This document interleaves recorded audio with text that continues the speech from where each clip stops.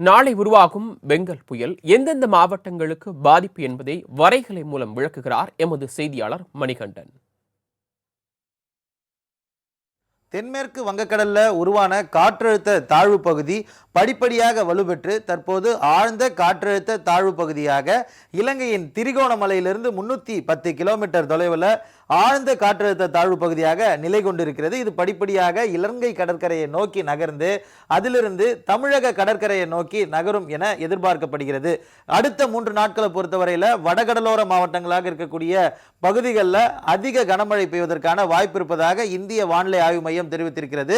இதே காட்சிகளை சேட்டலைட் காட்சிகளாக, அதாவது மேக திரட்சியை பார்ப்பதற்காக சேட்டலைட் காட்சிகளோடு பார்க்கும்போது எந்த அளவுக்கான மேக திரள் என்பது இந்த இலங்கையை நோக்கி, அதாவது இந்த பகுதியில் தான் தற்போது ஆழ்ந்த காற்றழுத்த தாழ்வு நிலை இருக்கிறது. இந்த சுற்றி இருக்கக்கூடிய திரிகோணமலை, ஜாஃப்னா உள்ளிட்ட பகுதிகளில் கூடுதலான மழை என்பது பெய்து வருவதை பார்க்க முடிகிறது. இந்த மழை கூட்ட திறன்கள் அதிகப்படியாக தமிழகத்தை நோக்கி அடுத்த 3 நாட்களில் நகரக்கூடிய வாய்ப்பு இருக்கிறது. அந்த ஹியூரிக்கேன் ட்ராக்கரை பார்க்கும்போது இந்த அளவில் இருக்கிறது. ஐஎம்டி ஃபோர்காஸ்ட்டை பார்க்கும்போது இங்கே இருக்கக்கூடிய புயல் என்பது படிப்படியாக நாளைய தினம் சற்று இலங்கையிலிருந்து வெளியே வந்தும் நாளை மறுநாள் வியாழக்கிழமை அன்று தமிழக கடற்கரையை நோக்கி வருகிறது. இதுவரையில் வெள்ளிக்கிழமை வரை பார்க்கும்போது புதுச்சேரியை நோக்கி நகரக்கூடும் என்றும், அந்த 30 தேதிகளில் சென்னைக்கும் புதுவைக்கும் இடையே இருக்கக்கூடிய இந்த பகுதியில் குறிப்பாக மரக்காணம் உள்ளிட்ட பகுதிகளில் இந்த புயல் கரையை கடக்குவதற்கான வாய்ப்பு இருப்பதாக எதிர்பார்க்கப்படுகிறது.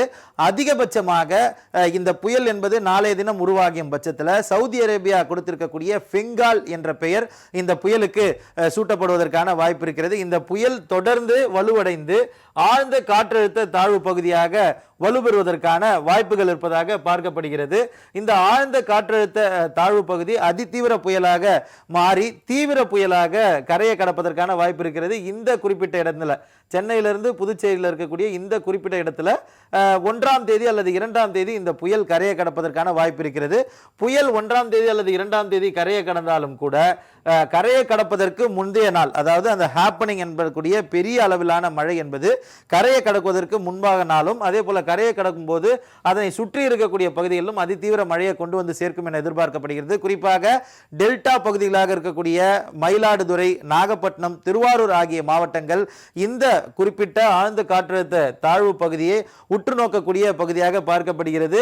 வெள்ளிக்கிழமை அன்று நாம் பார்க்கும்போது கிட்டத்தட்ட தமிழக கடற்கரையை இந்த ஆழ்ந்த காற்றழுத்த தாழ்வு பகுதி புயலாக நெருங்குவதற்கான வாய்ப்புகள் இருக்கிறது. வெள்ளிக்கிழமை அன்று தீவிர புயலாகவும் இது உருப்பெறுவதற்கான வாய்ப்புகள், இந்த மாடல் வெள்ளிக்கிழமையோட மாடலை காமிக்கிறது. கிட்டத்தட்ட புதுச்சேரிக்கும் சென்னைக்கும் இடையில் இருக்கிறது.